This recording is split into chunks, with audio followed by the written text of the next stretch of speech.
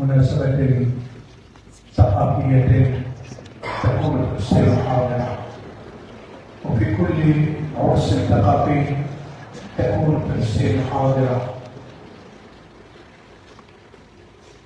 منذ عام التقينا اتحاد الكتاب لنشهد مولودا ثقافيا جديدا وجميلا يحمل اسم أوراق العناب.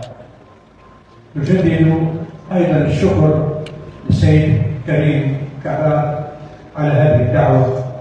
كنت منذ عام التقينا وقدم الأستاذ الدكتور فصيح أذكر أنه ذكر كلمات طيبة ونصائح وتوجيهات مسؤولة مشرفة جدا ومع مرتبة الشرف الأولى بحق هذا المولود.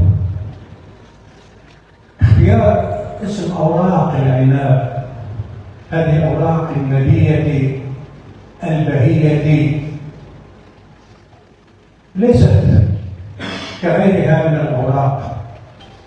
تذكرني كلنا نقدم أوراقا ونكتب أوراقا ونقرأ أوراقا، ولكن هذا المولود الجديد كأنه أراد أن يقول: أنا لا أهدي إليكم ورقا غيركم يبقى بحبر الورق، إنما أهدي إلى أرواحكم فكرا تبقى إذا ترصد كرق. وها هنا اليوم نحتفل بالعام الثاني لهذا المولود الذي اختار له من حسن طالع أن يكون في عامه الثاني متضامنا مع فلسطين. ولا أقول متضامنا لأن المرأة لا يتضامن مع قضيته، وعندما نقول الشعب الجزائري يتضامن مع فلسطين، الشعب لا يتضامن مع فلسطين لأنها قضيته. الإنسان لا يتضامن مع نفسه ومع قضيته. هذه القضية التي رضعها أبناء الجزائر مع إسرائيل، رضعوا فلسطين والوفاء لفلسطين والإيمان بقضية فلسطين، وهذا ما يقدم لنا ويمنحنا العزاء في آخر حصن بقي لنا. هذا اليوم تحت شعار فلسطين في الشعب الجزائري. أقول أنه ليس هناك شاعر على الإطلاق جزائري على الإطلاق لم يكتب عن فلسطين، وليس هناك كاتب أيضا لم يكتب عن فلسطين، بل أن أي أديب جزائري أول ما يفكر في اختبار موهبته تكون فلسطين هي العنوان الذي يكتب عنه.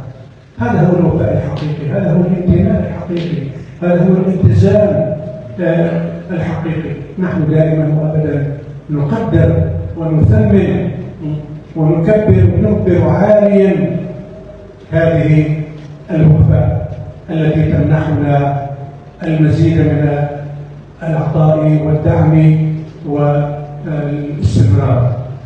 ما اريد ان اقوله تفضل ايضا بأخي عبد الكريم، فقط احب ان اشير الى نقطه اشار اليها عبد الكريم، ان التعليم في فلسطين كان بنسبه 100% تقريبا.